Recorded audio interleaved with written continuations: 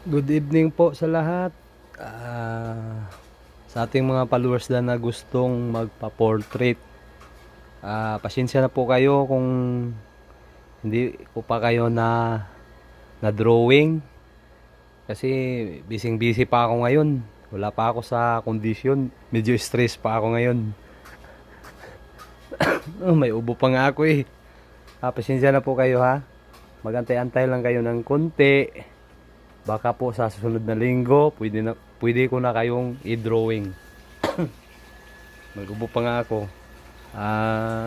Saka nga pala, ito pa yung natapos ko ngayon, no? Tsaka ito.